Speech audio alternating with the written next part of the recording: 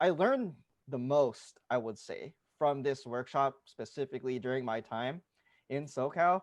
It's like you can't see it on camera because it's all knowledge that he's saying, but like understanding like the history of dance, like where the Yes, foundations came from, of all those course. things, how you should practice them, those Mm-hmm. all came up in learning this piece. And those are things Yeah, off it's awesome. camera that I would say I would definitely appreciate. And I hope to continue to focus on while I'm training with my physical popping and stuff.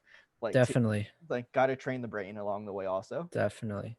Yeah. Yeah, I want to add on to that because it's really important to that you said there's a lot of things that go behind the scenes, right?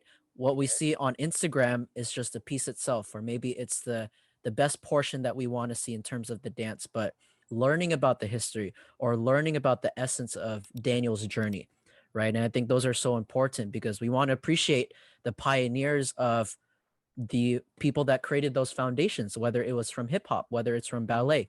And so in those moments, we can really appreciate dance, understand how the dance was created, but also what intention or what culture were these people trying to portray when they created this type of style or this type of culture and this type of environment.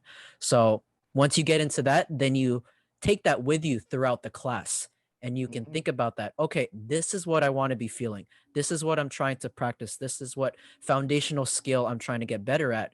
And then in that class, that's really what you want to absorb, right? It's not so much the choreography itself, because I'm guilty for this all the time. I forget the that I take in classes all the time.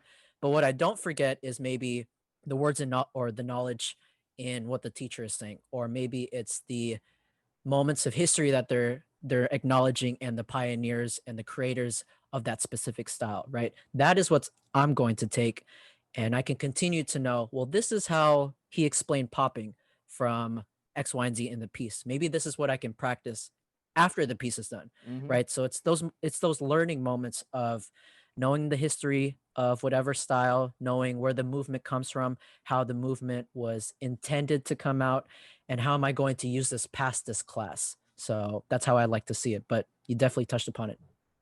Talk to the teacher after the class Definitely. because like they always like they Yeah. enjoy like talking and giving you feedback Yep. and all that stuff. And those are just as important to take away from the class just as much as like the piece and like the choreography itself. Shout out to Prelude NorCal for hosting a great seminar and event Oh yeah. on the gentrification on hip hop. And, one of the main things that I took away was appreciating the culture of hip hop from the Black culture and really acknowledging the teachers and the pioneers that started all of this, right? And so once we continue those conversations, like you said, and making sure that we preserve the essence of what hip hop actually is, then we Mhm. can continue to grow and get better in our foundations, right? But it really starts with the conversations. It really does start with knowing the teachers and Mhm. whoever is teaching it, and really acknowledging where, for example, hip hop came from and their origins of that. But that goes for all dance styles too, right? Not Yeah, just hip yeah. hop, not just this piece.